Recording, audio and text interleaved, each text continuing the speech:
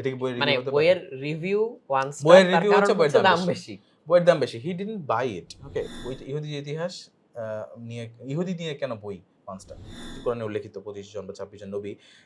এদেরকে serial wise করতে বলেন যে কার পরে অ্যাকচুয়ালি কে এসেছে। হুম, হুম।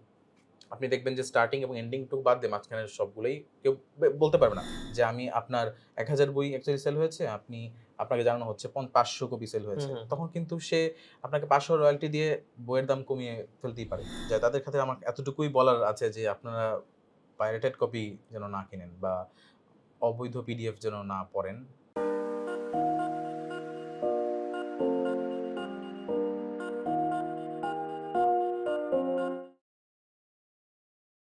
প্রিয় দর্শক, আসসালামু আলাইকুম। সবাইকে স্বাগত জানাচ্ছি গল্পগ্রাফির আজকের পর্বে। আপনাদের অনেকেই ইহুদি জাতির ইতিহাস, অতিপ্রাকৃতের সন্ধানে কিংবা দ্য প্রফেট এই বইগুলোর নাম শুনেছেন এবং আমার বিশ্বাস অনেকেই এই বইগুলো পড়েছেনও। আজকে আমাদের সাথে কিন্তু এই বইগুলোরই লেখক আব্দুল্লাহ ইবনে মাহমুদ উপস্থিত আছেন। হ্যালো আব্দুল্লাহ, কেমন আছো? হাই, ভালো আলহামদুলিল্লাহ। আজকে রকমারিতে আমাদের গল্পগ্রাফিতে সময় দেওয়ার জন্য তোমাকে অনেক অনেক ধন্যবাদ। এবং আমাদের পাঠকরা অলরেডি আমাদের কাছে অনেক প্রশ্ন পাঠিয়েছেন। আমরা কিছু কিছু পাঠককে বলেছিলাম যে আমাদের নেক্সট অতিথি কে হতে যাচ্ছেন। তো সেই প্রশ্নগুলো তো আমরা করবই। এর পাশাপাশি আমার নিজেরও অনেক ইন্টারেস্ট আছে এই যে তুমি যে বিষয়গুলো নিয়ে কাজ করছো, যে সাবজেক্টগুলো নিয়ে লেখালেখি করছো, এগুলোর উপরে।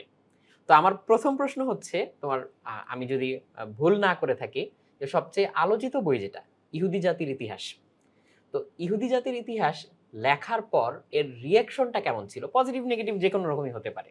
সো সেটা কিভাবে ফিল করেছো এবং কিভাবে এক্সপেরিয়েন্সটা করেছো? সো ইহুদি জাতীয় ইতিহাস নামটা যখন আমি ফিক্স করলাম হুম, হুম। অ্যান্ড পাবলিসিটি শুরু করলাম যে এই বইটা আমার আসছে সামনে। ইনফ্যাক্ট তারও অনেক আগে থেকে আমি এটা ব্লগ হিসেবে লিখে যাচ্ছিলাম। হুম, হুম। ধরেন 17টা চ্যাপ্টার আমি ব্লগ হিসেবে পাবলিশ করি ফ্রিতে। সো যে কেউ যদি বইটা সম্পর্কে আগে থেকে জানতে চায় জানতে পারবে। হুম। সো এখান থেকে কিন্তু আমি একটা নিশ কাস্টমার বেস আগেই ক্রিয়েট করে ফেললাম যে যারা জানে যে এই বইটা থেকে কি এক্সপেক্ট করতে হবে, রাইট। কি পাবে তারা এই বইটাতে। সো অর্ধেক বইয়ের লিটারালি অর্ধেক পর্যন্ত যাওয়ার পরে আমি ফ্রিতে পাবলিশ করাটা অফ করে দিই এবং বললাম যে বাকিটা বই আকারে ফুল পাবলিশ হবে আরকি। সো যারা ওই অর্ধেক পর্যন্ত পড়েছে তারা কিন্তু আগ্রহ নিয়ে অপেক্ষা করছে যে হ্যাঁ, যখন বইটা বের হবে আমি বইটা কিনবো, বইটা পড়বো। সো তাদের থেকে আমার পজিটিভ ছাড়া কোনো রকমের রিঅ্যাকশন যেটাকে বলবো আমি, হ্যাঁ, হ্যাঁ, হ্যাঁ। বইটা পাবলিশ হওয়ার আগেই যে একটা রিঅ্যাকশন থাকে তাদের থেকে positive. They are waiting for it. কিন্তু যারা ধরেন বইমেলা ২০২০ সালের বইমেলাতে আ বইটা ফার্স্ট আসলো। হুম, হুম। ইহুদি জাতীয় ইতিহাস ছিল ফার্স্ট পার্ট আর ইসরায়েলের উত্থান-পতন সেকেন্ড ফাইনাল পার্ট। ২০ সালের বইমেলাতে যখন এটা আসলো, তখন অবশ্যই অনেক মানুষ ছিল যারা এই বইটা সম্পর্কে আগে কোনোদিন জানেও নাই, না। শোনেও নাই, রাইট? সো তারা জাস্ট পাশ দিয়ে যাওয়ার সময় বইটা দেখলো। তো তাদের ক্ষেত্রে যখনই আমি দেখি ইহুদি নামটাই হচ্ছে গিয়ে আমাদের দেশের জন্য অ্যাকচুয়ালি সাবকন্টিনেন্টাল স্পেশালি সাবকন্টিনেন্টাল হুম, হুম, মুসলিমদের হুম। জন্য একটা অ্যালার্জিক একটা বিষয়। অবভিয়াসলি বিকজ তাদের অনেক আগের থেকেই একটা বিরূপ ধারণা আছে। সো তারা এই বিষয়টা সম্পর্কে ডিটেইলস জানার আগেই তারা মন্তব্য করতে পছন্দ করে যে সিওরলি এখানে একটা ষড়যন্ত্র আছে, এটা খারাপ এটসেট্রা, এটসেট্রা। সো আমি এখানে ষড়যন্ত্র আছে না খারাপ এই বিষয় নিয়ে তো কোনো কথা বলছি না। আমি না। জাস্ট বলার চেষ্টা করছি যে এই জাতিটার ইতিহাসটা আসলে কি? আপনি যখন বলছেন ষড়যন্ত্র আছে, আপনি যখন বলছেন যে খারাপ, সেই খারাপটা কি? বা কেন খারাপ বলছেন? বা আদৌ তাদের অন্য কোনো দিক থেকে পজিটিভ কিছু ছিল না নাকি সবই নেগেটিভ ছিল? যে নাহলে কোরআন শরীফে কেন বলা হচ্ছে যে আমি শ্রেষ্ঠত্ব দিয়েছিলাম, এই সেই দিয়েছিলাম। কেন শ্রেষ্ঠত্ব দেওয়া হয়েছিল? বা কেন পরে শ্রেষ্ঠত্ব সরিয়ে নেওয়া হলো? এই ইতিহাসটুকু আমি ক্লিয়ার করতে যাচ্ছি। সো এবং সবচেয়ে বড় যে কথাটা যে এই হোলি ওয়ার যেটাকে বলে হ্যাঁ। মানুষজন যে ওই পবিত্র ভূমি হুম, হোলি হুম। ল্যান্ড এটাকে নিয়ে কেন শুধুমাত্র ওই ভূমিটা নিয়েই কেন মানুষের এইরকম যেটাকে একদম প্রমিত বাংলায় বলি কামড়াকামড়ি কেন চলছে, হ্যাঁ, হ্যাঁ। রাইট? এই ল্যান্ডটাই কেন লাগবে আমার? এত ল্যান্ড পড়ে থাকতে। সো এটাই কেন লাগবে? এই আ আ এক্সপ্লেনেশনটা আসলে সবার জানা দরকার। যে মুসলমানরাও বলছে যে আমার এইটা ল্যান্ডটা লাগবে, ফিলিস্তিনিরা বলছে। আবার ইহুদিরা যা ওখানে এসে আ কি বলবো দখল করে নিচ্ছে জায়গাটা, সেটাও ওদের এই জায়গাটাই কেন লাগছে? এইটার পেছনে যে ধর্মীয় বিশ্বাসটা, অ্যাকচুয়াল হিস্ট্রি কি বলে, প্রত্নতাত্ত্বিক হিস্ট্রি ইতিহাস কি বলছে, সেটার চেয়েও বেশি যেটা গুরুত্বপূর্ণ সেটা হচ্ছে গিয়ে তারা কি বিশ্বাস করে, যেটা তাদের ধর্মীয় ইতিহাস কি? তারা কিন্তু প্রত্নতাত্ত্বিক দিক থেকে যে না। এই দাবিটা করবে তা না। হোলি ল্যান্ড জিনিসটা টার্মটা আসছেই স্ক্রিপচার থেকে, পবিত্র মানে ধর্মগ্রন্থ থেকে। রিলিজিয়াস ন্যারেটিভটা এখানে মনে হয় অনেক Religious বড় narrative is একটা much more important হ্যাঁ। than actual history. সো তাদের এই হোলি ল্যান্ড কথাটা কেন বলা হচ্ছে, কোরআনে বলা হচ্ছে, তাদের তাওরাতেও বলা হচ্ছে, মানে বাইবেলে বলা হচ্ছে, সো কেন বলা হচ্ছে সেই ইতিহাসটা আসলে জানাটা জরুরি ছিল। সো আমি চেষ্টা করেছি সেটা ক্লিয়ার করতে, কিন্তু মানুষ তো এত ডিটেলস জানতে চায় না। যখন মানে যারা জানতে চায় তাদের জন্য সাধুবাদ অবশ্যই, কিন্তু যারা জাস্ট কভার দেখে মন্তব্য করে বসে যে না এটা খারাপ, তাদের ব্যাপারে আমার আপত্তি আছে। যেমন বইমেলাতে যখন ফার্স্ট বইটা ডিসপ্লেতে রাখা আছে, হুম হুম এটা এবং অতি প্রাকৃতিক সন্ধানের দুটো বই ওই ছায়াবেদী প্রকাশনী থেকে হ্যাঁ পাবলিশ হয়েছিল। সো এরকম ঘটনাও আছে যে সেলস পারসন যে যেটা বিক্রি করার চেষ্টা করছে কার কোনো একজনের কাছে, তাকে গালিগালাজ করে মানে নাজেহাল করে ফেললো জাস্ট নামের জন্য জাস্ট নামের জন্য। যে ইহুদি জাতির ইতিহাস, এটা মানে এটা এতই অপবিত্র একটা জিনিস, যেটা ধরলে নাকি আবার উজু করা লাগবে, এরকম একটা উজু চলে যাবে, এরকম একটা ব্যাপার, এরকম যেমন কথাবার্তা আছে। তারপর ধরুন এটা না একজন এসে বলছে যে এরকম একটা টাইটেলে বই লিখছেন, বইয়ের নাম, বই লেখকের নাম তো মনে হয় মুসলমান, আসলে তো মুসলমান না, ইহুদি মনে হয়। সো এই যে না জেনেই ধরেন কাউকে গালিগালাজ করে বসা, কারো সম্পর্কে অ্যাজাম্পশন করে বসা যে খুব না এটা তো জাজমেন্টাল একটা নেগেটিভ মেন্টালিটি হবেই, হ্যাঁ কোনো রকম অন্য কোনো ধারণা নেই, নেগেটিভ হবেই। সো তারপরে যেমন ধরেন এমনও আছে যে এই বইটা আমি এরকম দেখেছি এক্সপেরিয়েন্স, যে এই বইটা নিয়ে কেউ পড়ছে, অন্যান্য গার্ডিয়ান, অন্য এল্ডার জেনারেশন বা অন্য কেউ যাদের নেগেটিভ এই ধারণাটা আছে, তারা দেখার পরে এটা তাদেরকে হয়তো বকাঝকা শুরু করে দিচ্ছে হুম হুম যে কি বই পড়ে না পড়ে ইমান চলে যাবে, চলে যাবে, এরকম কথাবার্তা, মানে স্টিরিওটাইপিক কথা যেটাকে বলে। মসজিদে নিয়ে গেছে কেউ, মসজিদের লাইব্রেরিতে রাখছিল, পরদিন দেখা যাচ্ছে এই বইটি ওই মসজিদ লাইব্রেরি থেকে উধাও হয়ে গেছে। বিকজ কেন? কারণ তারা মনে করছে এটা একটা খারাপ বই। কিন্তু পজিটিভ থিং যেটা, এটা হুম। কিন্তু প্রি রিঅ্যাকশন আমি বলবো, প্রিকনসেপশন প্রি কনসেপশন, ইয়েস। কিন্তু যারা অ্যাকচুয়ালি বইটা পুরোটা কমপ্লিট করেছে, অবশ্যই বইটার মধ্যে মানে হয়তো গ্রামাটিক্যাল মিস্টেক আছে, হয়তো বা আমার লেখার যদি কেউ বলে থাকে যে হয়তো আমার লেখাটা খারাপ হতে পারে, হুম যদি কেউ বলে, আমি জানি না, একেকজন একেক রকম বলবে। কিন্তু আমি যেই জিনিসটা উঠিয়ে আনতে চেয়েছি, যে পুরো হিস্ট্রিটা, অ্যাকচুয়ালি পুরো হিস্ট্রি আমি আনতে পারিনি, এটা 00 সাল পর্যন্ত আম করা হয়েছে, এবং পরের বইটা হচ্ছে কি একদম বর্তমান পর্যন্ত। সো ২ ভাগে ভাগ করা হয়েছে, একদম ৩,৫০০ বছরের একটা ধর্মীয় ইতিহাস। সো ইহুদি ইতিহাস আর ইসরায়েলের উত্থান-পতন, এই ২ টা বইতেই কিন্তু আমি একই উদ্দেশ্য, যে অ্যাকচুয়াল হিস্ট্রিটা ধর্মীয় এবং প্রত্নতাত্ত্বিক ২ টাই একসাথে তুলে ধরার, যে মানে যেগুলো ফ্যাকচুয়াল এবং অ্যাকাউন্টেড ফর এটা তো আছেই। হ্যাঁ প্লাস যেটা বিশ্বাস করে ইহুদিরা, খ্রিস্টানরা এবং হুম হুম মুসলিমরা বিশ্বাস করে, এই ২ টা পার্টি। এবং এই একটা নির্দিষ্ট ঘটনা যখন আমি তুলে ধরছি, ওই ঘটনার মুসলিম পার্সপেক্টিভ, মুসলমানরা কি বিশ্বাস করে, কোরআন শরীফে কি আসছে, তাফসীরে কি আসছে, সেটা বলার পাশাপাশি আপনার টেবিলের অন্য পাশে বা মুদ্রার অন্য পিঠটাও কিন্তু আপনার জানতে হবে, নাহলে আপনি জানবেন না কখনো যে কেন তারা অ্যাকচুয়ালি আপনাকে অ্যাটাক করছে বা হ্যাঁ ওই জায়গাটা যাচ্ছে। তাদের সো ন্যারেটিভটা কি ওদের ন্যারেটিভটা কি? অলমোস্ট দ্য সেম, বাট কিছু এপাশ ওপাশ আছে, যে কারণে এই প্রবলেমটা আছে। যারা আমি জানি যে এই বইটা ২ টা পড়ে শেষ করলো, তারা কিন্তু এটলিস্ট জানতে পারবে যে অ্যাকচুয়ালি হোয়াটস হ্যাপেনিং দেয়ার, কেন হচ্ছে, কিভাবে হচ্ছে, কে ফল্টে আছে, অ্যাকচুয়াল মালিকানাটা কার, এই জিনিসগুলো সম্পর্কে হোলিস্টিক একটা আইডিয়া মানে পেয়ে যাবে। এবং এটাই হচ্ছে যে কারণে আমি বলব 99% যে ফিডব্যাক আমি পাই এই বই দুটা পড়ার পর, সেগুলো হচ্ছে অল আর পজিটিভ। এবং আমি দেখেছি যে এটা অন্যদেরকে রিকমেন্ড করতে, এবং এই টপিকে বাংলাদেশে বাংলা ভাষায় অ্যাকচুয়ালি হুম আমি চেষ্টা করেছি সবচেয়ে ডিটেল বইটা লেখার আর কি। সো মোটামুটি ২ টা মিলে আমি যেহেতু লিখেছি, সো আমি জানি যে প্রায় ১.৫ লক্ষ ওয়ার্ড না, অ্যাকচুয়ালি ১,৭০,০০০ ওয়ার্ডের মতো গেছে। সো ২ টা মিলায়ে প্রায় ৩০০ আর ৩৫০ মানে ৬৫০ পেজ আর কি। হুম হুম। ৬৫০ পেজ বা ৭০০ পেজের কাছাকাছি হবে।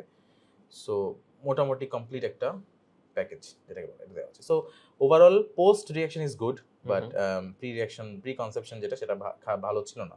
আনলেস যদি সে আগে থেকেই আমার লেখাগুলো পড়ে থাকে যে না এটা থেকে আমি এটা এক্সপেক্ট করতে পারি। তার মানে পাঠকের রিঅ্যাকশনটা আসলে ভালো হ্যাঁ, অবশ্যই। যারা পাঠক আছে। সারপ্রাইজিংলি আমি ভাবছিলাম যে মেবি একটু খারাপ হতে পারে। কিন্তু দেখলাম যে অ্যাকচুয়ালি যারা পড়েছে বইটা 99% is totally appreciating it. আমার এখানে কৌতূহল ছিল যে এই জনরাটা নিয়ে যে লেখালেখি করা দরকার বা এই জনরা নিয়ে হচ্ছে কাজ হওয়া দরকার, এখানে একটা গ্যাপ ছিল বা একটা নিড ছিল। সো এই জিনিসটা কিভাবে মাথায় আসলো বা তুমি এদিকে কিভাবে আগ্রহী হলে যে এই এরিয়াটা নিয়ে লেখালেখি করা দরকার? ওকে, বেসিক্যালি একটা সময় আমিও জানতাম না এই জিনিসগুলো সম্পর্কে, এবং এই প্রি কনসেপশন যে বিষয়টা আপনি হুম, একটু হুম। আগে আমি যেটাকে ডিসকারেজ করলাম, এই জিনিসটা আমিও কিন্তু বিলং করতাম অ্যাকচুয়ালি ওই ওই ওই জনগোষ্ঠীর মধ্যে, রাইট? অ্যাকচুয়ালি আমি মনে করি যারা পড়ে নাই এই বিষয়গুলো নিয়ে নিজের আগ্রহ থেকে, বা তাকে জানানো হয় নাই, কিন্তু তারা এই সাবকন্টিনেন্টাল জেনারেল মুসলিম ফ্যামিলি থেকে আসছে, তাদের কিন্তু মোটামুটি একটা এবং ধরেন মসজিদগুলোতে হয়তো এরকমই বলা হয়ে থাকে, যারা লার্নেড ওয়াজ টাজ করা হয় সেখানে অবশ্য ডিফারেন্ট একটা ন্যারেটিভ অফার করে, কিন্তু যারা এইগুলোর কোনোটার টাচে আসতে পারে নাই তাদের কিন্তু জেনারেল যে ধারণাটা সেটা হচ্ছে এরকম, যে নেগেটিভ অবভিয়াসলি, ঠিক আছে? কারণ এবং এটা মোস্ট অফ দ্য কি বলবো এটাকে, সবচেয়ে প্লজিবল যে রিজনটা আমি বলবো, কারণটা আমি বলবো, সেটা হচ্ছে কি এই ইসরায়েল প্যালেস্টাইন যে যুদ্ধ, ফিলিস্তিন যুদ্ধটা হচ্ছে সেটার কারণে, হুইচ ইজ টোটালি অ্যাকসেপ্টেবল। হ্যাঁ, বুঝতে পারছি এই কারণে এটা আসছে। কিন্তু ধরুন এখানে ঘটনা ঘটেই নাই, ধরুন 100 বছর আমি আগে ব্যাক করলাম, ওকে 100 বছর আগে যদি ব্যাক করি, তারপরেও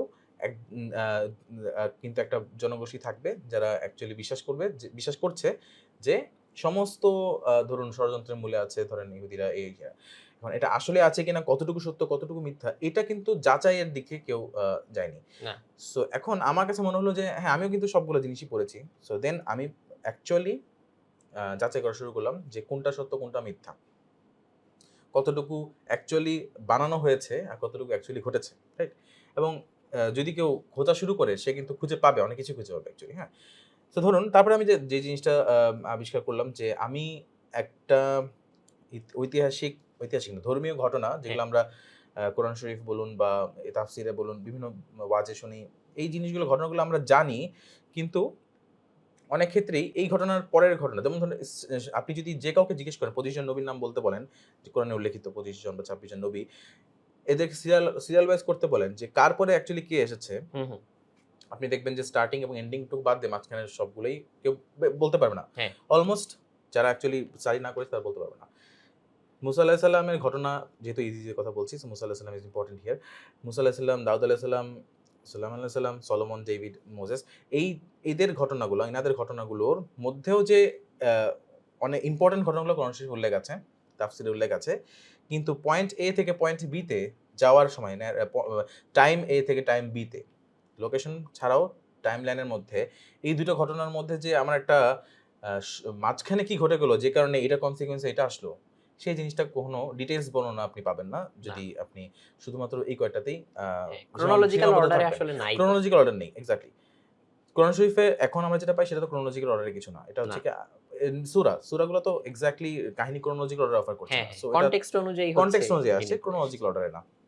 এখন আপনি যদি ক্রোনোলজিক্যাল অর্ডারে বুঝতে পারেন, সাপোজ আমি যদি সূরা 3 এর কথা যদি বলি, এটা কোরআন শরীফের যেই লাস্টের দিকে একটা সূরা, সম্ভবত 95 নম্বর সূরা, এইখানে আপনি দেখবেন ওয়াতিনি ওয়াজ জাইতুন ওয়া তুরি সিনিন ওয়া হাযাল বালাদুল আমিন, ঠিক আছে? এই কথাটা বলা হচ্ছে যেখানে স্টার্টিং এ মানুষ মানে আয়াতটা বলছে ওয়াতিন ওয়াজ জাইতুন, তিন একটা ফল, জাইতুন একটা ফল জলপাইয়ের মতো, তিন হচ্ছে ফিগ, এটা বাংলাতে আমি জানি না কি, ডুমুর টাইপের একটা ডুমুর, রাইট, বেশ মিষ্টি একটা ফল। ওকে, সো তিন ওয়াজ জাইতুন এটা বলা হচ্ছে, তারপরে বলা হচ্ছে তিন ওয়াজ জাইতুন বা তুরি সিনিন, মানে তুর তুর মানে পাহাড়, সিনিন মানে সিনাই পর্বত। আমি এই গত ডিসেম্বরে গিয়েছিলাম এখানে, তো ওই গল্পে আমি আসবো। আচ্ছা ঠিক আছে। সো প্রথম আয়াতে বলছে তিন জাইতুন, দ্বিতীয় আয়াতে বলছে তুরে সিনিন, তুর সিনাই পর্বত, তারপরে হাজাল বাদল আমিন মানে পবিত্র শহর মক্কা শহরের কথা বলা হচ্ছে।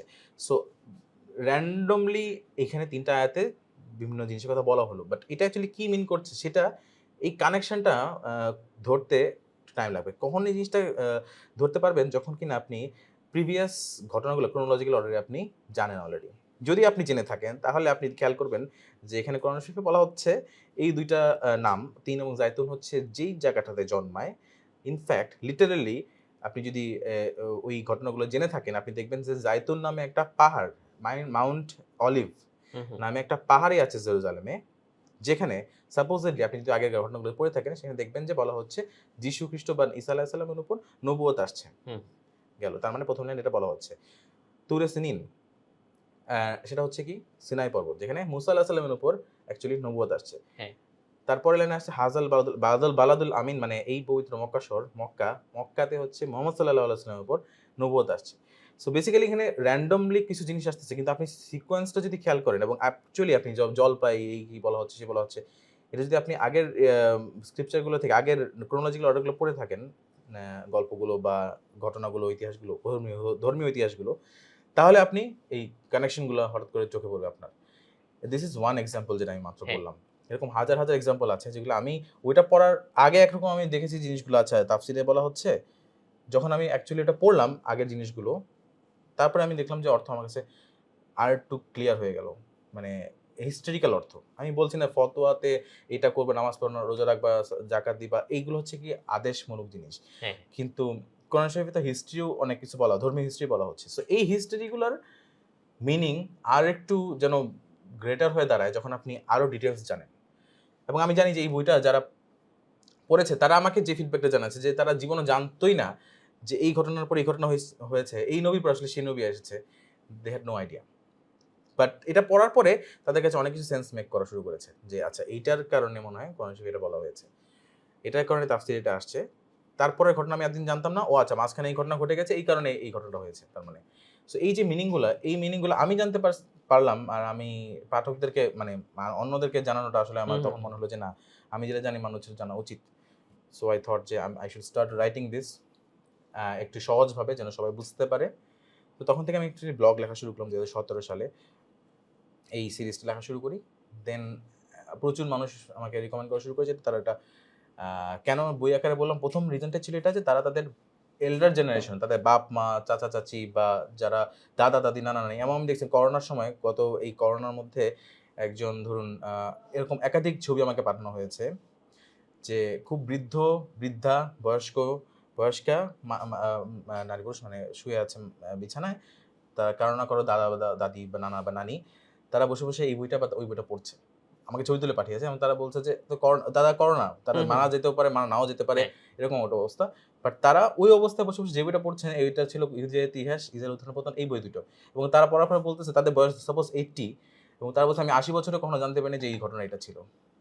মানে কি বলবো, সাফল্য বলতে পারি আলহামদুলিল্লাহ, যে আমি মানুষকে জানাতে পেরেছি এরকম একটা বিষয়, এই বিষয়গুলো যেটা আগে তারা কোনোদিন সহজভাবে জানতে পারেনি, অথবা এই বিষয়গুলো অ্যাড্রেসই করেনি বাংলাদেশে বা বাংলা ভাষায়। সো আমি চাই যে এই টপিক ছাড়াও এরকম আরও যেই টপিকগুলোতে মানুষের অনেক জানার ল্যাকিংস আছে, সেই জিনিসগুলো অ্যাড্রেস করে যেতে।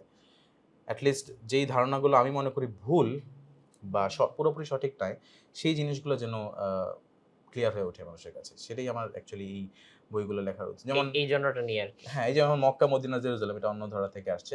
তো এখানে মক্কা, মদিনা আর এটা কি জেরুজালেম, এবং এই তিনটা কিন্তু শহর হচ্ছে এই যে মসজিদুল হারাম, মসজিদে নববী এবং মসজিদুল আকসা ছাড়া অন্য কোনো মসজিদের উদ্দেশ্যে তোমরা সওয়াবের আশায় ভ্রমণ করো না। মানে এই তিনটা নিয়েতে যদি তুমি মুসলমান হিসেবে ভ্রমণ করো, তাহলে তুমি সওয়াব পাবো, রাইট? সো এই দুইটা জিনিস কিন্তু প্রথম মক্কা মদিনা সবাই যাচ্ছে। জেরুজালেম এটা সম্পর্কে ইহুদিদের হিস্ট্রি জানা লাগবে আপনার, টু বি অনেস্ট। এটার সম্পূর্ণ অলমোস্ট হিস্ট্রি, পুরো হিস্ট্রিটা হচ্ছে ইহুদিদের।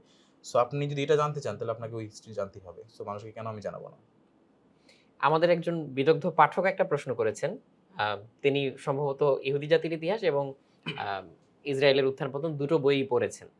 তো তার প্রশ্ন ছিল হচ্ছে যে, এই প্রথম যুগ ইহুদি জাতির ইতিহাস বইটা যখন লেখা হয়, সেখানে অনেক জায়গার বর্ণনা আছে, তারপর হচ্ছে অনেকগুলো ঘটনার বর্ণনা আছে। তো সেই সবগুলো জায়গায় তুমি যদি ভ্রমণ করার সুযোগ পেতে, সবগুলো জায়গায়, যতগুলো জায়গার উদাহরণ সেখানে বলা আছে বা বর্ণনা দেওয়া আছে, তাহলে কি তোমার লেখায় কোনো চেঞ্জ আসতো? ইয়েস, একটা কিছুটা চেঞ্জ তো আসতো। ইনফ্যাক্ট আমি যখন এই বইটার সেকেন্ড এডিশন আসলো, তখন আমি কিন্তু ওখানে এড করেছি আমি after I have return from Egypt. আচ্ছা। সো আমি এখানে কিছু যে আমি কারেকশন করেছি। কারেকশন বলতে নট মেজর এনিথিং, বাট আমার কাছে তখন পার্সপেক্টিভটা আরেকটু উন্নত হয়েছে, রাইট?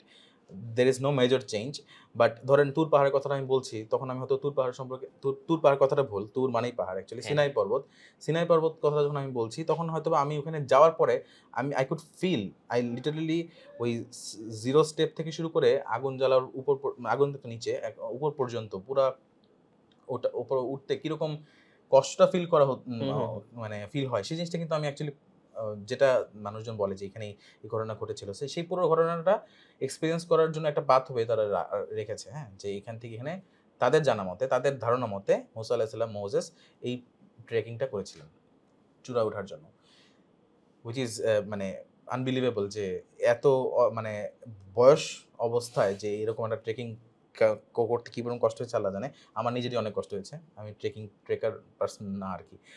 তো আলটিমেটলি আমরা প্রায় 3-3.5 ঘন্টা লেগেছিল, 4 ঘন্টা লাগে উপরে উঠতে।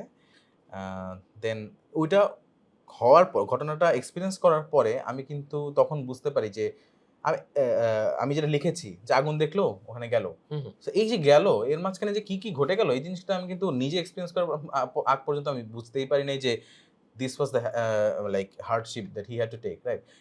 তো এইটা কিন্তু এক্সপেরিয়েন্স করার পরে কিছুটা চেঞ্জ আসে। বাট ইনফরমেশন চেঞ্জ হয়নি হ্যাঁ, অবভিয়াসলি। এক্সপেরিয়েন্সটা চেঞ্জ হয়। মক্কা, মদিনা, জেরুজালেম তো যাওয়া সম্ভব হচ্ছে না। মক্কা, মদিনা আমি আগে গিয়েছি ছোটবেলায়, বাট আমার ইচ্ছা আছে যে আ মুহাম্মদ সাল্লাল্লাহু আলাইহি সাল্লামের ফুল 0 থেকে একদম মানে ওফাত পর্যন্ত পুরো হিস্ট্রিটা আ মানে আমি আমার নিজের মতো করে ন্যারেট করব। মানে ভিডিও কনটেন্ট হিসেবে আরকি। হুম, হুম। যদি আমি যেতে পারি ওখানে। So I will be recording the whole thing. এবং ধরুন আমি এখানে আছি, এখানে এই ঘটনা ঘটেছিল সেটা আমি ক্যামেরাতে বর্ণনা করছি and with graphics and everything. সেটা করার ইচ্ছা আছে। But that will be a huge project যদি আমি যেতে পারি কোনো একদিন। বাট সেটা আমার ভাষা অনুযায়ী ইনশাআল্লাহ। যেরকম করে আমার কাছ থেকে মানুষজন এক্সপেক্ট করে সেভাবে আমি করতে চাই আরকি পুরো বায়োগ্রাফিটা। আর আমি আবার আরেকটা বই নিয়ে কথা বলব। সেটা হচ্ছে 'অতি প্রাকৃতের সন্ধানে'। এটা হচ্ছে ইহুদি জাতির ইতিহাস যতখানি আলোচিত হয়, হয়তো ঠিক ততখানি আলোচিত হয় না। Under promoted. আচ্ছা। কিন্তু আমার খুবই ফেভারিট আরকি বইটা। তো ওইখানে বিভিন্ন রকম অতিপ্রাকৃতিক ঘটনার বর্ণনা ছিল বা সেগুলোর পসিবল কারণ বা কি হতে পারে না হতে পারে সেরকম কিছু আভাস ছিল আরকি। রাইট। রাইটার হিসাবে আমি যদি তোমাকে জিজ্ঞেস করি যে এর মধ্যে নিজের কাছে আছে না যে ভালো লাগার ১ টা ২ টা ব্যাপার থাকে। ওরকম ইন্ট্রিগিং কিছু কি মনে হয়েছে যে এইটা আসলে তল মানে একদম তল পর্যন্ত জানতে পারলে নিজের আসলে খুব শান্তি লাগতো? হ্যাঁ, আমার কাছে সবচেয়ে বেশি পছন্দ ছিল নিউটনের ২ টা বিষয়। একটা হচ্ছে হুম, গিয়ে নেপোলিয়নের পিরামিড পার্টটুকু। হুম, হুম, ওখানে উনি অ্যাকচুয়ালি কি দেখেছিলেন না দেখেছিলেন সেটা। নিউটনের আলকেমিক পার্ট হুম, হুম, হুম। এবং লেটার ফেজে যেটা। নেপোলিয়নের নেপোলিয়নের পিরামিড দর্শন যেটা আরকি, হুম, হ্যাঁ? সো আ এই দুটো যে চ্যাপ্টার আমি লিখেছিলাম। সো এর থেকে বেশি যেটা নিয়ে আমি ইন্ট্রিগড ফিল করি সেটা হচ্ছে নিউটন মাত্র জীবনের আই থিংক ২৭-২৮ এর মধ্যেই আমরা যত সূত্র পড়ি সেগুলো তার আবিষ্কার হয়ে যায়, রাইট? হ্যাঁ, বাকি হ্যাঁ। জীবন উনি কেন অকাল্ট এইটা সায়েন্স এর কিন্তু করছে? হচ্ছে অনেকের মানে ওরকম আসলে আইডিয়া নেই। মনে হয় যে নিউটন বোধহয় সারা জীবন এগুলো নিয়েই গবেষণা করেছেন ফিজিক্স নিয়ে। আই শুড সে যে আ আপনি যদি সায়েন্সে পড়ালেখা করে থাকেন, যত ক্লাসে আপনি নিউটনের সূত্র আপনি পড়েছেন, খাতায় লিখেছেন, লিখতে হয়েছে, বাধ্য হয়েছে, অঙ্ক করেছেন। হয়তোবা নিউটনের প্রতি বীতশ্রদ্ধ হয়ে গিয়েছেন। তারপরেও আ করতে হয়েছে। এই যে সমস্ত সূত্র, ওই সমস্ত কিছু তিনি কিন্তু আমাদের যে এজ এখন, এই এজের আগেই বা এই এজের মধ্যেই সম্পন্ন করে ফেলেছেন। এক্সাক্টলি। ঠিক আছে? হুইচ ইস মানে আনইমাজিনেবল আমার মনে হয় যে এত কিছু করে গেছেন। কিন্তু আমার সবচেয়ে বেশি যেটা আগ্রহ লাগে যে তারপরে তো উনি ডিরেইলড হয়ে কেন আ অকাল্ট সায়েন্স এর দিকে চলে গেলেন? হুম, এই অতিপ্রাকৃতর দিকে চলে গেলেন। এবং তার জীবনের বাকিটা পুরোটা সময় আম হোয়াট আম কি বলবো? ট্রিগার্ড হিম এটা আমি জানতে চাই আসলে। এটার তো উত্তর আসলে আমার কাছে নাই। জানতে পারব না হয়তোবা। বাট এটাই আমার কাছে এখন আগ্রহ যে কি হয়েছিল যে তাকে ওইদিকে চলে যেতে হলো। যে অতিপ্রাকৃত জিনিসপাতির পিছনে তিনি ছোটা শুরু করলেন। whereas he is a scientist actually scientist বলব, হুম, হুম। বিজ্ঞানী। বাট তাকে একই সাথে বলা হয় যুগের শেষ জাদুকর। আমি জানি না কেন বলা হয়, বাট বলা হয়। সো এটা অ্যাকচুয়ালি আমার কাছে বেশি ইন্ট্রিগ করে। অতিপ্রাকৃত সন্ধানের পার্ট 2 টা লেখার কাজ চলছে আপাতত। অনেক আমি জানি না যদিও আন্ডার প্রমোটেড তারপরেও এত মানুষ এটার জন্য রিকোয়েস্ট করেছে যে আমি আসলে খুবই অবাক হয়েছি। সেখান থেকে কি হচ্ছে ছোট্ট কোনো একটা এক্সার্মটা আমাদের সাথে শেয়ার করা যাবে? যেটা হচ্ছে যারা এক্স পড়েনি তাদের জন্য খুব ইন্টারেস্টিং লাগতে পারে। আমি কি নিয়ে আলাপ করেছি? কাব্বালা নিয়ে অনেক বেশি হুম, মানুষের হুম, আগ্রহ ছিল। তো সেটা নিয়ে অ্যাড্রেস করা হবে ইনশাআল্লাহ। তারপর অনেকের ছিল ক্রপ সার্কেল নিয়ে আলাপ করা, হুম, হুম। কোহেকাফ নিয়ে আলাপ করা। So this are some things যেগুলো আমি জানি। আরো কিছু আর্টিফ্যাক্টস নিয়ে আলাপ আছে। সেগুলো এখনো শেষ হয়নি যেহেতু আমি ক্রিস্টাল বলতে পারছি স্কাল না। টাইপের। ক্রিস্টাল স্কাল না, যেমন শার্ড অফ তুরিন নিয়ে মানুষের আগ্রহ আছে। এ ধর্মীয় আর্টিফ্যাক্টস যেগুলো আরকি আচ্ছা। সেগুলো। নূহের নৌকা, নূহ আলাইহিস সালামের নৌকা কোথায় আছে না আছে হাবিজাবি এরকম অনেক আগ্রহ মানুষ দেখিয়েছে। সো আমি হয়তোবা সেগুলো অ্যাড্রেস করব। আমার মিথ এক্সপ্লোর করতে খুবই ভালো লাগে। লেজেন্ড এক্সপ্লোর করতে খুবই ভালো লাগে। কিংবদন্তিগুলো। সো আমি এগুলো নিয়ে যতটুকু জানি সেটা মানুষকে জানাতে আমার খুবই আগ্রহ। আচ্ছা। এবারেও আসলে পাঠকেরই একটা প্রশ্ন, তবে প্রশ্নটা আসলে একটু বেকায়দা একটা প্রশ্ন। সেটা হচ্ছে একজন পাঠক প্রশ্ন করেছেন যে, "ভাই আপনার বইয়ের দাম এত বেশি কেন?" আচ্ছা, এটা আসলে এটা আমি বুঝতে পারি। পাঠক হিসেবে যখন আমি বই কিনতেছি তখন আমি হয়তো ফিল করব যে আ যার বইটা কিনতে যাচ্ছি এখন ফিল করি না। বিকজ আমি এখন জানি যে এই একটা বইয়ের পেছনে ঠিক কত পরিমাণ কাজ হ্যাঁ, লেখকের, প্রকাশকের মাঝখানে যত অন্তর্বর্তীকালে যতগুলো স্টেজ আছে সবগুলোতে কত পরিমাণ খরচ হয়। সো প্রতি ফর্মা ওয়াইজ এখন বইয়ের দাম নির্ধারণ করা হয় ইউজুয়ালি। এখন আপনি যদি লেখককে তার মানে কনটেন্ট বিচারে না বরং পৃষ্ঠা বিচারে? না, না, ১ম কথা আমি বলছি হুম, যে হুম, এটা হুম। পৃষ্ঠা বিচারিত করতেই হবে। হ্যাঁ, তারপরে ব্র্যান্ডিং পারপাস এ একটা লেখকের মানে ওজন কেমন বা কনটেন্টের ওজন কেমন, জনপ্রিয়তা কেমন? জনপ্রিয়তা কেমন সেটার উপর তো পরে আসছেই। এবং তার থেকেও বড় কথা যদি একটা বই অনেক প্রিন্ট করা যেতে পারে তখন বইয়ের পাইকারি দরেই বইয়ের হ্যাঁ, দাম হ্যাঁ, কমে আসবে সেটা তো বলার অপেক্ষা রাখে না। কিন্তু তা তো বাংলাদেশে বটেই। আগের থেকে ডিটারমাইন করা যায় না যে ওই বইটা কত বিক্রি হবে। ড্যান ব্রাউনের একটা বই আপনার ধরুন আ বইয়ের নামও যদি ডিক্লেয়ার না করা হয় তারপরেও মানুষ ধরুন ১,০০,০০০ প্রি বুক হয়ে যেতে পারে। রাইট? হতে পারে না? তার হ্যাঁ, থেকে হ্যাঁ। বেশি ড্যান হতে পারে। ব্রাউনের বই এটা শুনেই অনেকে প্রি-বুক এক্সাক্টলি। করে ফেলে। তো আপনি তখন জানেন যে আপনার বই কত যাবে। আপনি চোখ বন্ধ করে বলতে পারবেন যে এত, এত মিলিয়ন যাবে। তখন আপনার ওইখানে ওই বাঁধা ধরা মানে পিছুটানটা নেই যে রাইট। আপনার দাম আ বেশি রাখতে হবে এরকম কিছু। অবশ্য বাইরের দেশে দাম বেশি রাখা কিরকম বেশি রাখা হয় সেটা আমি একটু পরে আসছি। যেটা বলছিলাম। এখন আবার এই যে বিভিন্ন যুদ্ধের কারণে এবং অন্যান্য কারণে তো কাগজের দামও তো অনেক, অনেক। বেড়ে গেছে। ইনফেক্ট সবকিছুর দাম বেড়ে গেছে। সো কাগজের দাম বাড়াটাই স্বাভাবিক। তারপরেও আমি জানি না সবাই হয়তোবা বইয়ের দাম এখনো বাড়ায়নি। বাড়বে সামনে। আরো বাড়ার কথা। মানে এটাই আসলে আনএভয়েডেবল একটা বিষয়, ইনএভিটেবল একটা বিষয়। এখন আ যদি প্রকাশক লেখককে আ পূর্ণ রয়ালটি এবং ট্রান্সপারেন্টলি একদম স্বচ্ছভাবে রয়ালটি দিতে চান, তাহলে কিন্তু তাকে ওই বইয়ের দামটার বিষয়ে সিরিয়াস হতে হবে। মানে ধরুন কথার কথা আমি যদি বলি কেউ অসৎ পন্থা অবলম্বন করতে চান যে আমি আপনার ১,০০০ বই অ্যাকচুয়ালি সেল হয়েছে, আপনাকে জানানো হচ্ছে ৫০০ কপি সেল হুম, হয়েছে। হুম, হুম। তখন কিন্তু সে আপনাকে ৫০০ রয়ালটি দিয়ে বইয়ের দাম কমিয়ে ফেলতেই পারে। এখন সেটা পাঠকের জন্য কেনার ক্ষেত্রে সুবিধা হবে। কিন্তু পাঠক কি চাবেন যে আ লেখক বঞ্চিত হোক কিন্তু তার এখানেও তো একটা কথা আছে যে অনেক বই তো মানে পাইরেটেড হয় এবং আমি যতদূর জানি যে ইহুদি জাতির ইতিহাস এই বইটাও হচ্ছে পাইরেটেড হয়েছে। ইহুদি জাতির ইতিহাস আরো অনেক বই আমার হ্যাঁ, ক্ষেত্রেই পাইরেটেড হয়েছে, ট্রু। এবং এটার কারণে ধরুন আমি লেখক হিসেবে বঞ্চিত হয়েছি, আম আ প্রকাশক বঞ্চিত হয়েছেন। ধরুন কথার কথা আমি যদি বলি ইহুদি জাতির ইতিহাস ৩, ৫, ৪, ৫,০০০ কপি অফিসিয়ালি যদি বিক্রি হয়ে থাকে, আমরা এতটুকু আন্দাজ করতে পারি বিকজ আমরা তো হাতে দেখেছি যে হুম, হুম। নকল কপিগুলো, রাইট? আ পাইরেট কপি বলতে আমি এখানে ফটোকপি বা এরকম অন্য হ্যাঁ, হ্যাঁ। আনঅফিসিয়াল কপিগুলো মিন করছি। সেটা ধরুন যদি ১৫,০০০ কপি বিক্রি হয়ে ওভাবে সেল হয়ে যায় সেক্ষেত্রে কি 1/3, 1/4 মানে প্রতি একটা রয়ালটি অরিজিনাল বইয়ের বিপরীতে হচ্ছে যদি ৩ টা ৩ টা করে হ্যাঁ, পাইরেটেড বই। হ্যাঁ, এরকম। তো তার মানে কি আমি যদি কথার কথা ৳১০,০০,০০০ পাই বইটা থেকে, তার মানে আমার পাওয়ার কথা ছিল আসলে ধরুন ৳৩০,০০,০০০, হ্যাঁ, রাইট? আরো বাড়তি ৳৩০,০০,০০০। হ্যাঁ, হ্যাঁ। আমি কমিয়ে বললাম হুম, ধরেন হুম। ৳৩০,০০,০০০ পাওয়ার কথা ছিল আমার আসলে। তো এখানে প্রকাশক যদি অ্যাকচুয়ালি হাতে টাকাটা পেতেন, আমি যদি হাতে টাকাটা পেতাম, এই যে যেমন ধরুন আমি এখানে আসলে বইটা নেই হাতে, প্রফেট বইটা ধরুন ১০,০০০ কপি অলরেডি গিয়েছে। ১০,০০০ কপি থেকে আমি যে রয়ালটিটা পেলাম কথার কথা সেইটা দিয়ে আমি কিন্তু অ্যাকচুয়ালি আমার পরবর্তী বইগুলো লিখার জন্য যে এক্সপেরিয়েন্সটা গ্যাদার করা দরকার, যেমন মিশর ভ্রমণ করে আসলাম হ্যাঁ, হ্যাঁ। পুরোটা। এটা কিন্তু ইনফেক্ট আমি বইয়ের পুরো টাকা রিস্ক করতে হয়নি। বইয়ের টাকা থেকেই কিন্তু আমি করেছি। হুম, এবং হুম। এটা কিন্তু আমার জন্য পরবর্তী বইয়ের জন্য পাথেয় হিসেবে দাঁড়াচ্ছে। তাই না? তার মানে কি দাঁড়াচ্ছে? যে পাঠকরা যদি অ্যাকচুয়ালি অরিজিনাল বই কেনেন, সেটা লেখককে উপকার করা হচ্ছে, প্রকাশককে উপকার করা হচ্ছে এই দিক থেকে যে প্রকাশকরা তখন আ দুশ্চিন্তা না করে বইগুলো ছাপাতে পারছেন। এখন যেমন চিন্তা করতে হয় বইটা কি চলবে? বইটা কি চলবে না? আমি কি ছাপাবো ১,০০০ ছাপাবো, ২০০ ছাপাবো নাকি ৫,০০০ ছাপাবো? যেমন এই বইটা ৩,০০০ ছাপানো হয়েছে বা ৪,০০০ ছাপানো হয়েছে। এতটুকু কনফিডেন্স ছিল যে বইটা চলবে ইনশাআল্লাহ। কিন্তু ধরুন নতুন একজন লেখক, আপনি তার বই ছাপাবেন। আপনি কি জানেনও না যে তার বই ১০০ চলবে না ৩০০ চলবে না ৩,০০০ হ্যাঁ। চলবে। সো তখন সেটার উপর বইয়ের দাম ডিপেন্ড করছে। তারপরে ধরুন এখন কোন চ্যানেল থেকে বিক্রি হচ্ছে সেটাও একটা কথা। রকমারি থেকে বিক্রি হলে হয়তোবা অন্য অনেকের এর বেতনাদি, বিভিন্ন সুবিধা এগুলো বহন করতে এই হচ্ছে। এটা এই বড় প্রক্রিয়ার প্রতিষ্ঠান। সাথে যারা জড়িত। রাইট, বইয়ের সাথে তাদের সবার ভরণ-পোষণ, খাওয়া-দাওয়া সবকিছু হচ্ছে এটার থেকে। সো এখানে একটা মিডল ইয়ে হচ্ছে কারণ তারা ঘর পর্যন্ত পৌঁছে দিচ্ছে। লাইব্রেরিটা আছে, আপনি অর্ডার করছেন যাচ্ছে। এটা প্রকাশক থেকে নিলে হয়তোবা একরকম দাম, বিভিন্ন শপ থেকে নিলে আরেক রকম দাম। আমি রকমারি উদাহরণ বললাম যে রকমারি এখানে আছি।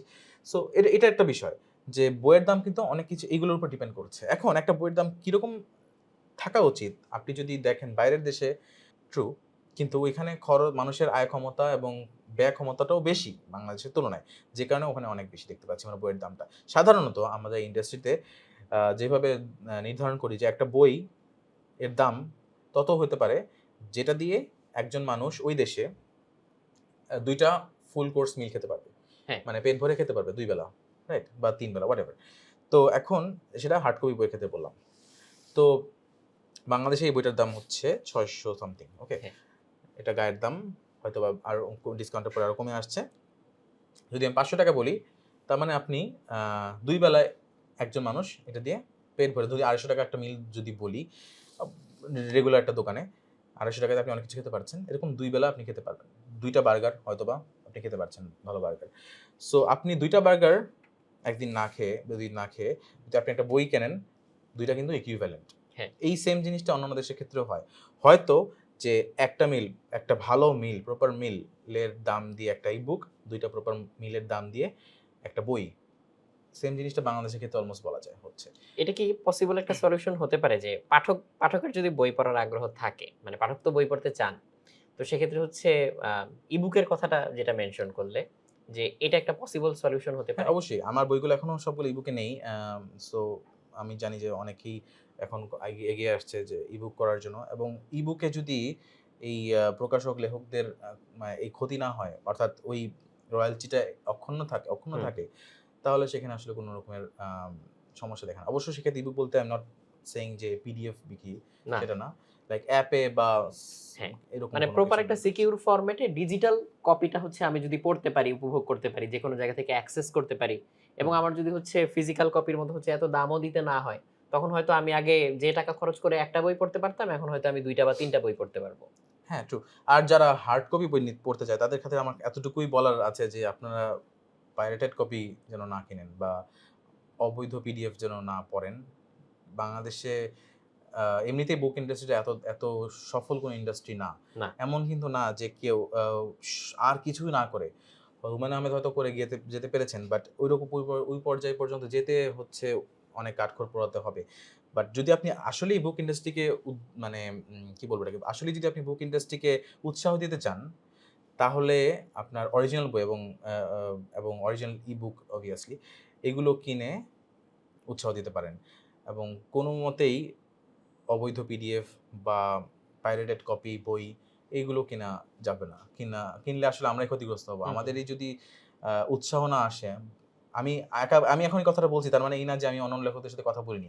আমার অনেক লেখকের সাথে আলাপ হয়েছে যাদের বই বিশেষ করে পাইরেটেড হচ্ছে। তারা সবাই এই বিষয়টা নিয়ে খুবই আ ডিপ ডিপ্রেসড মানে বিষয়টা, তাই পাইরেসি না? মানে তো আসলে নকল বই যেহেতু, এটা তো আসলে এক নকল বই, ধরনের নকল চুরি, পিডিএফ যাই তাই না? বলেন, হ্যাঁ। মোট কথা আপনি যেটার জন্য পে করেননি। ১ম কথা exactly. Exactly right. Actually pay করেছেন, বাট যেই টাকাটা প্রকাশক পর্যন্ত পৌঁছায়নি। হ্যাঁ, হ্যাঁ। সেইটার কথা আমি কারো না বলছি। কারো হক নষ্ট হচ্ছে। হ্যাঁ, তো একজন কষ্ট করে বই লিখলো, এটা তো কষ্ট করেছে, রাইট? After all. প্রকাশক কষ্ট করে বইটা ছাপিয়েছে এবং এই ছাপানোর পেছনে অনেকগুলো মানুষ কাজ করেছে। তাদের আ ভরণ-পোষণ, খাওয়া-দাওয়া, পরিবার চলছে। সো আপনি যখন একটা বই আ এমনভাবে কিনছেন যে সেটা এই পর্যন্ত টাকা এসে পৌঁছাচ্ছে না, তখন এইখানে জড়িত সমস্ত মানুষ, ইনক্লুডিং লেখক, প্রকাশক, ওই অন্তর্বর্তীকালীন যতগুলো মানুষ, সবাই বঞ্চিত হচ্ছে তার প্রাপ্যটা থেকে। সো আমি মনে করি যে আ নৈতিকভাবেই এটা করা উচিত না কোনোভাবে। আচ্ছা, পাইরেসির ইস্যুটা যখন উঠলোই, আরেকটা ইস্যু আমি অ্যাড্রেস করতে চাচ্ছি। সেটা হচ্ছে বই অনুবাদের বেলায় অনেক সময় দেখা যায় যে যারা অনুবাদ করেন তার হচ্ছে মূল লেখকের কোনো অনুমতির তোয়াক্কা না করে কিংবা হচ্ছে মানে এই ধরনের কোনো ফর্মালিটিস মেইনটেইন না করে যেরকম ভাবে ইচ্ছা একটা অনুবাদ করে দেন। তো প্রফেট বইটা এটার কথা আমি আনছি এই কারণে যে লেসলি হেজেল্টনের যে বিখ্যাত বইটা, এই বইটা অনুবাদের বেলায় লেখকের সাথে যোগাযোগ করা বা তার সাথে ফর্মালিটিস গুলা মেইনটেইন করা এবং এখানে ডুজ অ্যান্ড ডোন্টস গুলা হচ্ছে একটা এগ্রিমেন্টে আসা। এই এক্সপেরিমেন্টটা কেমন ছিল বা এক্সপেরিয়েন্সটা কেমন ছিল? আচ্ছা, আমার ১ম বই যেটা আমি অফিসিয়াল অনুবাদ হুম, করলাম, হুম। অ্যাকচুয়ালি আমি 'সীতায়ন' নামে একটা বই আছে, হ্যাঁ, হ্যাঁ। 'প্রফেট' নামে বইটা আছে এবং সামনে আরো কিছু আসছে বই। তো সেগুলো সবই আমি এখন অনুবাদ এই রিয়েলাইজেশন আসার পর থেকে আমি সমস্ত কিছুই আসলে অনুমতি নিয়ে অনুবাদ করতে চাই। ইনফ্যাক্ট আমার ওই অনুবাদ করা বইটা, সীতায়ন যে বইটা হয়েছে, হুম, হুম, সেই বইটা আমি চিত্রা ব্যানার্জি উনাকে পাঠিয়েছি। উনি যেহেতু বইটা ইংলিশে লিখেছেন, কিন্তু উনি বাংলাও যেহেতু বোঝেন, পড়েন। সো উনি বইটা হাতে পেয়ে তিনি খুবই অ্যাপ্রিশিয়েট করেছেন বেসিক্যালি। উনি উনার অ্যাকাউন্ট থেকে পোস্টও করেছেন বইটা নিয়ে, যে উনার মাতৃভাষায়, যেহেতু উনি কলকাতায় জন্মেছিলেন, এখন আমেরিকায় আছেন। তো উনি উনার মাতৃভাষায় উনার বইটা পড়তে পারছেন, হুম। যেটা উনার হাতের লেখা না, ওই বাংলাটা। এবং উনি আমাকে অ্যাপ্রিশিয়েট করেছেন। ইনফ্যাক্ট ওখান থেকে উনার পরবর্তী বইয়ের জন্য উনি বলেছেন যে আমি যেন ট্রাই মানে করি কাজটা, যদি তাহলে উনি খুশি হবেন। দ্য লাস্ট কুইন সম্ভবত তার একটা বই বের হয়েছে নতুন, অ্যাওয়ার্ড জিতেছে অনেক। এটা গেল একটা ইস্যু। এটার জন্য অবশ্যই আমাকে উনার সাথে আমি সরাসরি ১ম এ আলাপ করেছিলাম, বাট সবসময় লেখকের সাথে সরাসরি আলাপ করা যায় না। আচ্ছা। এই ক্ষেত্রে যেটা হয়, এজেন্সির সাথে আলাপ করতে হয়। এখানে একটা বিষয় দেখার মতো যে বাংলাদেশে এজেন্সি জিনিসটা আসলে বলে কিছু নাই। থাকা উচিত, বাট নাই। এই যে যত প্রকাশনী আছে বা প্রত্যেক লেখকের যারা ওখানে সাকসেসফুল, তাদের সবারই এজেন্ট আছে। তাদের সাথে যত রকমের আলোচনা, ওরা একটা অফার দিবে, আমি একটা কাউন্টার অফার করব। আমি প্রত্যেকটা বই ধরুন এত পার্সেন্ট রয়্যালটি পাচ্ছি দ্য প্রফিট বইটা থেকে। এই এই বইটার হক, যেহেতু আমি একটু আগে বললাম যে হক হ্যাঁ, হ্যাঁ, মারা হ্যাঁ। উচিত হবে না। সো ওই লেখক লেসলি হাজারটা নিজেও কিন্তু ওই রয়্যালটিটা পাচ্ছেন। রাইট। হ্যাঁ? আমরা টাকা পাঠিয়ে দিয়েছি, কথার কথা, হ্যাঁ? সো তার মানে কি দাঁড়াচ্ছে যে আমি ওইটার জন্য কিন্তু বইয়ের দাম আবার বাড়ছে।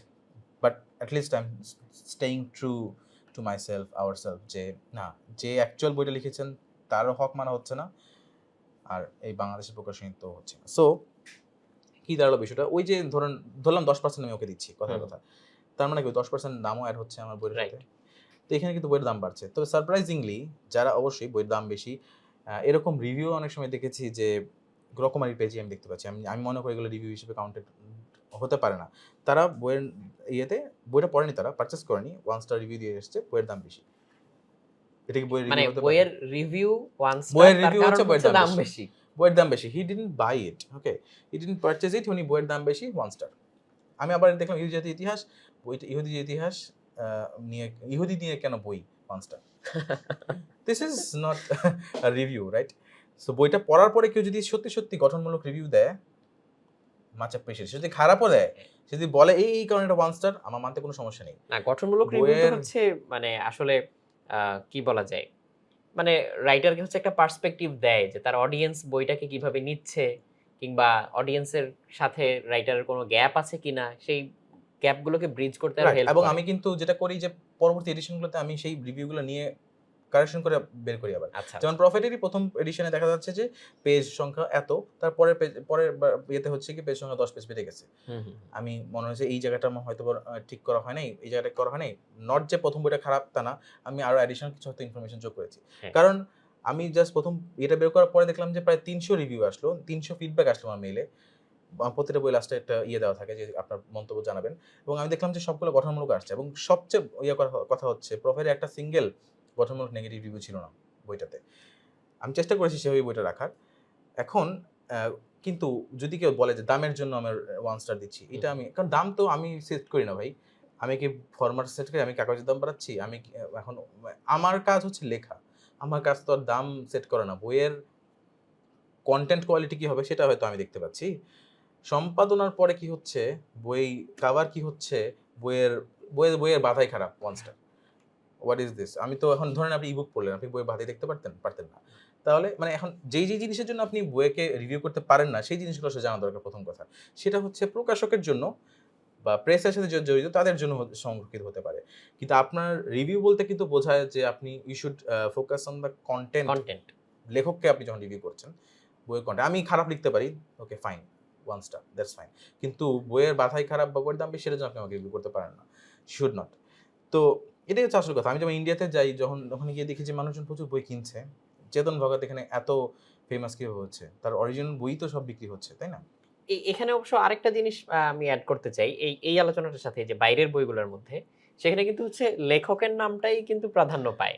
হ্যাঁ, আমি এই ড্যান ব্রাউনের জিনিসটা কোনো একটা বইতে কিন্তু বলতে চাই। বড় করে ড্যান ব্রাউনই লেখা থাকে। আমি এটাই বইয়ের নামটাই হয়তো আমাকে খুঁজে বের করতে হয়। একজন লেখক সাকসেসফুল কতটা হতে পেরেছেন, আমি মনে করি আপনার সাথে একটু আগে আলাপ হচ্ছিল ইন্টারভিউর আগে, যে ওই আ জিনিসটা প্যারামিটারটা হবে এরকম যে আপনার বইয়ের কাভারে মানুষজন আপনাকে বেশি ফোকাস করছে নাকি বইটাকে বেশি ফোকাস করছে। আপনি লেখক হিসেবে ততটাই সাকসেসফুল,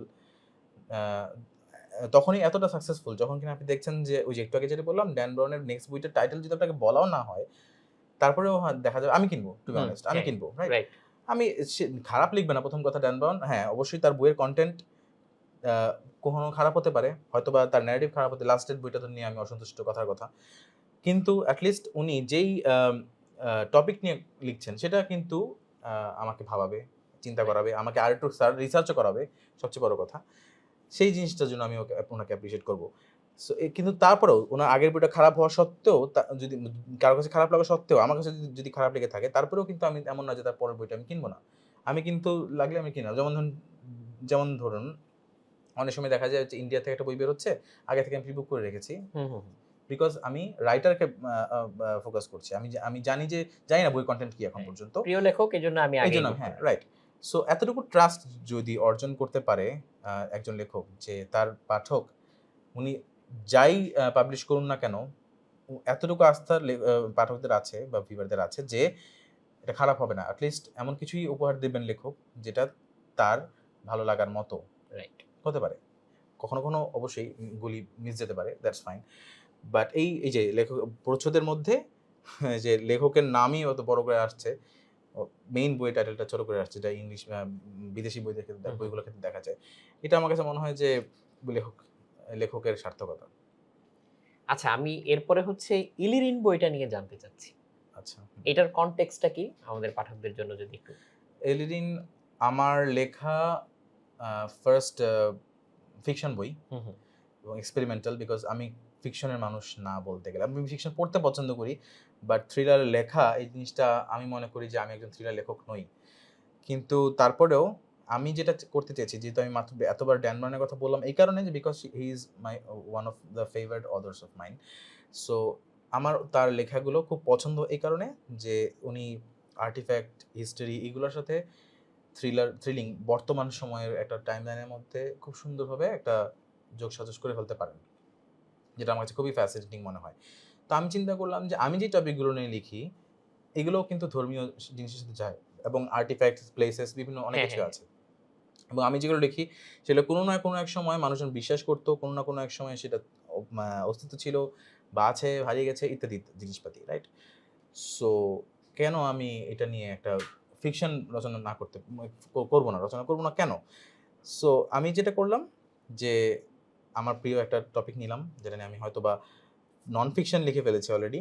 কিন্তু আমি চাই যে এটার একটা সমাধান, কাল্পনিক সমাধান হলেও আমি নিজে বের করব। তো কাল্পনিক সমাধানটার জন্য আমি কঙ্কালটা যদি সেটা সমাধানটা হয়, আমি সেটা রক্ত মাংস পড়লাম, চরিত্রগুলো করলাম, সেটিংস সাজালাম, সাজিয়ে একটা থ্রিলার রচনা করলাম, থ্রিলার লিখলাম। তো খুব ছোট বই, নাম এলিরিন যে নামটা, সেই নামটাও আমারে দেওয়া। আমি যারা পড়েনি তাদের জন্য স্পয়লার দিতে চাচ্ছি না। যারা একটা শেষ করবে তারা জানতো এলিরিন মানে কি সেটা জানবে। এখন এলিরিন নামটা came from Hebrew. Okay, so Hebrew না, অ্যাকচুয়ালি আরামিক থেকে আসছে। এনিওয়ে, সো হিব্রু হচ্ছে রিটেন ল্যাঙ্গুয়েজ যদি হয়, আরামিক হচ্ছে তার কথ্য ভাষা। যীশু খ্রিস্ট বা ঈসা আলাইহিস সালামের কথ্য ভাষা, মাতৃভাষা ছিল আরবিক। তো এখন এই নামটা নামটা যখন আমি দিচ্ছিলাম, আমি প্রথমে এই বইটার নাম আমি সেট করেছিলাম হারানো পৃথিবী। Okay, okay, I never said this aloud আগে কখনো। তো প্রকাশককে আমি বললাম, সাজিদ ভাইকে বললাম, ভাই আমি প্রচ্ছদের মতো করে ডিজাইন করে পাঠিয়েছিলাম যেরকম হবে। তো উনি ফোন দিয়ে বললেন যে, নাকি মেসেজ দিয়ে বললেন যে এটা খাবে না, মানুষ খাবে না, এইটা আপনি ডিফারেন্ট কিছু একটা চিন্তা করেন না। হারানো পৃথিবী বলতেই আমার প্রথমেই যেটা মনে পড়লো সেটা হচ্ছে সেবা প্রকাশনী দ্য লস্ট ওয়ার্ল্ড এর যে অনুবাদটা করেছিল এটার নাম ছিল হারানো পৃথিবী। না, আমি ওটা পড়ি নাই, বাট আমার কাছে অ্যাকচুয়ালি হারানোর সময় থেকে হারানো পৃথিবী নামটা আসছে চিন্তা করেছিলাম। আমি এটা উনি যখন আমাকে বললেন যে এটা মানুষ নিবে না, তখন একটা এমন কিছু নাম দিতে হবে যেটা শোনার পরে মানুষ মনে করবে যে জিনিসটা কি আসলে। ওকে, ইন্ট্রিগ তৈরি করবে, রাইট? তো আমি তখন চিন্তা করলাম যে এমন কিছু নাম দিতে হবে, ইংলিশ দেওয়া যাবে না, বাংলা দেওয়া যাবে না, এমন কিছু দিতে হবে যেটা অ্যাকচুয়ালি কিছুটা মিনিং বানাতেই হবে আমার। সো আমি ঘাটা শুরু করলাম যে কি নাম দেওয়া যেতে পারে। সো আমি কীভাবে আলটিমেটলি ওই নামটাতে আসলাম সেটা বই পড়লে কেউ জানতে পারবে, বাট অ্যাকচুয়ালি সেটা হিব্রু আরামিক থেকে আসছে। এখন এই নামগুলো বোঝার জন্য কিছু বেসিক ওয়ার্ডের সম্পর্কে ধারণা থাকা লাগে। আমি যে টপিকগুলো নিয়ে কথাবার্তা মানে বলি বা লিখি, সেইগুলোতে আপনি বই যদি উল্টান দেখবেন প্রচুর হিব্রু ওয়ার্ড আছে। হ্যাঁ, হ্যাঁ। এবং এটা লেখার জন্য আমার প্রকাশক বা মানে অ্যাকচুয়ালি যারা প্রেসে কাজ করে তাদের যে কি পরিমাণ প্যারা খেতে হয় আপনার চিন্তা হবে না। কারণ তারা আমার আরবি হলেও মানুষ বুঝতে পারে, রাইট? হ্যাঁ, হ্যাঁ। হিব্রু সম্পর্কে তাদের দে হ্যাভ নো আইডিয়া। তারা যে ঠিক লিখলো না বেঠিক লিখলো, সবচেয়ে বড় সমস্যা হচ্ছে হিব্রু ফন্ট বাংলাদেশে চলে না এবং আপনি দেওয়া মাত্রই সবগুলো ভেঙে যায়। হুম, হুম। এবং ১ম যেই পান্ডুলিপিটা অলমোস্ট পেজ চলে যাচ্ছিল, সেটাতে আমি খুলে দেখি যে একটা জিনিসও ঠিক নাই। কারণ তারা বুঝতেই পারে না যে এখানে ভুল আছে। ১ম কথা। কারণ ১ম কথা হ্যাঁ, সবগুলো পড়তে বাম না পারলে দিক থেকে বুঝবে পড়তেই কিভাবে? পারছে না, হ্যাঁ। রাইট? আপনি এট লিস্ট আল্লাহর নামটাও যদি দেখেন, বুঝতে হবে ডান দিক থেকে বাম দিকে আল্লাহ লেখা আছে। হুম। কিন্তু আপনি কিন্তু ধরতেও পারবেন যে আল্লাহর নামটা যদি মানে আলিফটা বাম পাশ থেকে শুরু হয়, হ্যাঁ, আপনি হ্যাঁ, ধরতে পারবেন ধরতে যে এখানে পারবো। ভুল আছে। কিন্তু হিব্রু আপনি অক্ষরও চেনেন না, ওয়ার্ডও চেনেন না, কিছুই চেনেন না। এবং আমি খোলার পরে দেখলাম ভয়াবহ ব্যাপার যে ধরুন আল্লাহর নামটা এই ব্যাপারটা এরকম। মুহাম্মদ সাল্লাল্লাহু আলাইহি ওয়াসাল্লাম, মুহাম্মদ নামটাই যদি এখানে লেখা হয়, উল্টা হয়ে আছে সব। মানে ডান দিক থেকে বাম দিকে আসার কথা, মানে ওগুলো তো ইয়ে নেই, ধরেন এলোহিম, এলোহিম মানে হ্যাঁ। হচ্ছে গিয়ে হিব্রুতে আ ঈশ্বর আরকি, আল্লাহ। সো এখন এলোহিমের টা সবার লাস্টে থাকার কথা। এটা সেমিটিক ল্যাঙ্গুয়েজ, ডান দিক থেকে বাম দিকে যায়। কিন্তু আমি দেখতে পাচ্ছি এটা বাম দিক থেকে ডান দিকে লেখা হয়েছে এবং এটা যে একটা ওয়ার্ড, লেটারের সাথে একটা ওয়ার্ড, লেটার যে মানে আরবিতে যেমন লেগে আসে, তা না। এ, বি, সি, ডি এর মতো করে আলেফ, লাম, মিম এগুলো আলাদা, আলাদা করে আসতেছে। লাইক অ্যাজ ইফ লাইক বর্ণমালা শেখানো হচ্ছে এরকম কিছু। তার মানে কি ওরা মানে খুব ঝামেলার মধ্যে পড়ে গেছে। তো আমাকে যেটা করতে হয় যে আমি এই এই জিনিসগুলোর কারণে, এই টপিকগুলো নিয়ে আমার রিসার্চের কারণে আমি আ বর্ণমালাগুলো শিখি আরকি। যেন আমি এট লিস্ট পড়তে পারি। হিব্রুগুলো যেন হ্যাঁ, পড়তে হ্যাঁ। পারি আমি। হ্যাঁ? সো দ্যাট আমি দেখলে বুঝতে পারি যে না, এখানে something is wrong here. At least basic পড়াটুকু যেটা সেটা আমি পড়তে পারতেছি।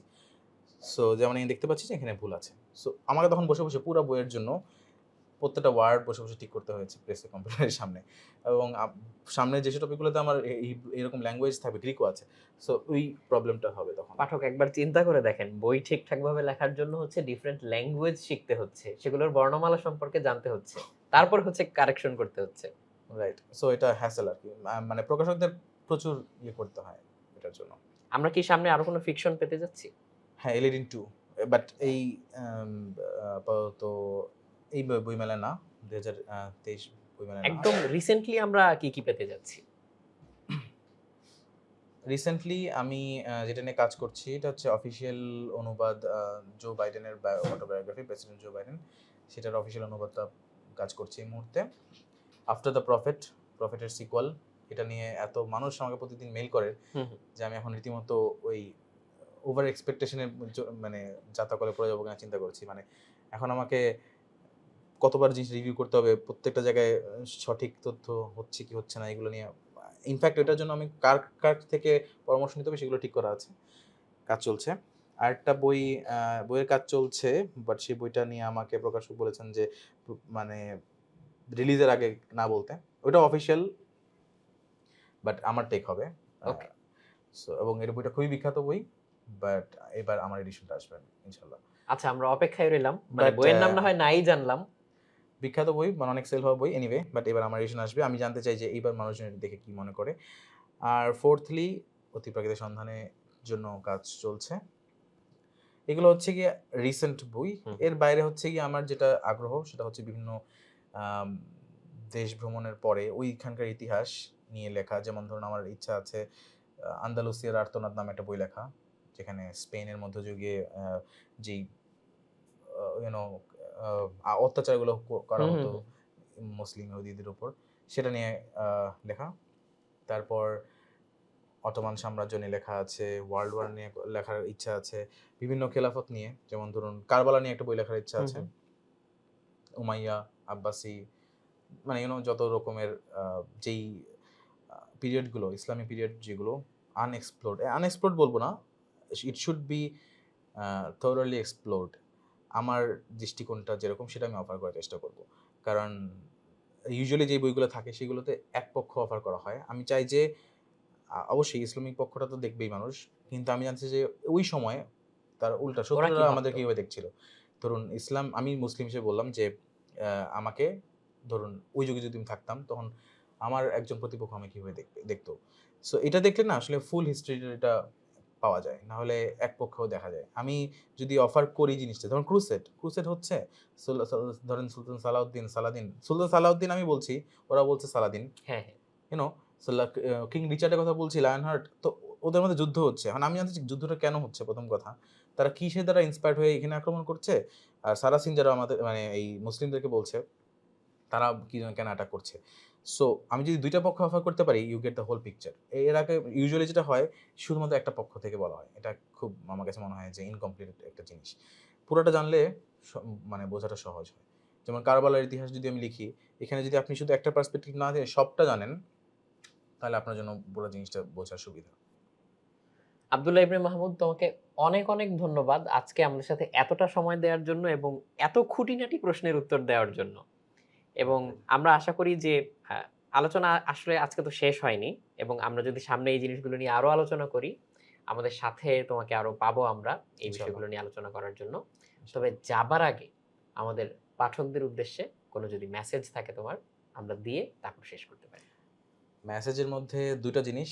এক হচ্ছে, আপনার কাছে যদি কোনো ইনফরমেশন এসে থাকে, আপনি অবশ্যই সেটা যাচাই করবেন। কোনো একটা যেকোনো টপিক হোক না কেন, সেটা আপনি যাচাই করবেন। যাচাই করে তারপরে আপনি সিদ্ধান্তে উপনীত হবেন যে আপনি যেটা আরেকজনের কাছে পৌঁছাবেন, সেটা আপনি সঠিক তথ্য দিচ্ছেন নাকি বেঠিক তথ্য দিচ্ছেন। সেটা মিথ্যা হয়ে থাকলে সেটার দায়ভার কিন্তু আপনার উপরে এসে পড়ছে। সো আমি যেটা করি আমার বইয়ের ক্ষেত্রে, সেটা একটু ক্রস চেক করার চেষ্টা করি। সো আপনিও বই না হোক, যেকোনো জিনিস ইভেন সোশ্যাল মিডিয়াতে শেয়ার দেওয়ার সময়ও দেখবেন যে আপনি যে তথ্যটা, যদি সেটা ধর্মীয় কারণ হয়ে থাকে, বর্ণকি হয়ে থাকে, ঐতিহাসিক কোনো জিনিস হয়ে থাকে, আপনি সেটা ক্রস চেক করার চেষ্টা করবেন। যেন অন্য কেউ আপনার কারণে ভুল তথ্যের শিকার না হয়, ভুল কনসেপশনের শিকার না হয়। আর দ্বিতীয়ত, যেটা আমি অলরেডি আলাপ করে ফেলেছি পুরো ভিডিওর মধ্যে, সেটা ছিল আম এই বুক ইন্ডাস্ট্রিকে উৎসাহ দিন। অর্থাৎ প্র প্রকাশক, লেখক এবং এর সাথে জড়িত যত মানুষ আছে যাদের জীবিকা নির্বাহ হচ্ছে, এইটা টিকিয়ে রাখার জন্য আপনি অরিজিনাল বই কিনুন, অরিজিনাল ই-বুক কিনুন, যেটাই পারুন। বাট অরিজিনাল ইয়ে করুন। যেন টাকাটা, অর্থটা আম প্রকাশক বা এই ইন্ডাস্ট্রির মানুষদের কাছে পৌঁছায়। সো দ্যাট তারা পরবর্তী কাজের জন্য উৎসাহ পায়। না হলে কিন্তু ওই যে কি যে কথা আছে না? পূর্ণিমার চাঁদ যেন ঝলসানো রুটি। সো ওরকম কোনো একটা ব্যাপার হয়ে যেতে পারে।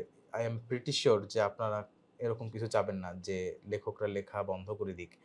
একটা এরকম একটা সময় আসা উচিত যখন লেখকরা শুধুমাত্র বাংলাদেশে, মানে শুধুমাত্র লেখা থেকেই আয় করে, মানে ফুল কনসেনট্রেশন লেখালেখির মধ্যে দিয়ে যেন টিকে থাকতে পারে। তাকে লেখালেখিটাকে যাতে নেশা এবং পেশা হিসেবে নিতে পারে। হ্যাঁ, যেন তাদের সাইড জব করতে না হয় বা মূল জব করে এটাকে সাইড হিসেবে না রাখতে হয়। কারণ আপনি চিন্তা করুন, আপনিও একজন লেখক, রাইট? আপনি দিন শেষে সবকিছু করার পরে আপনি কতটুকু সময় পাচ্ছেন এবং কতটুকু এনার্জি আপনার থাকছে আপনি বইয়ের পেছনে দেওয়ার জন্য। তা যদি না হয়ে আপনি 24 আওয়ার যদি আপনার ডেডিকেটেড থাকতো শুধুমাত্র লেখালেখির পেছনে, আপনার বইয়ের কোয়ালিটি, কোয়ান্টিটি সবকিছুই অনেক বেটার হতো। ওয়ান্ডারফুল, ওয়ান্ডারফুল হতো। সো এটাই আমার মেসেজটা। প্রিয় পাঠক, আজকে আপনাদের কাছ থেকে এখনই বিদায় নিয়ে নিচ্ছি আমরা। আশা করি আপনারাও আমাদের সাথেই থাকবেন। সামনে আবারও দেখা হবে। সবাই ভালো থাকবেন, সুস্থ থাকবেন, বইয়ের সাথেই থাকবেন। আল্লাহ হাফেজ। আসসালামু আলাইকুম।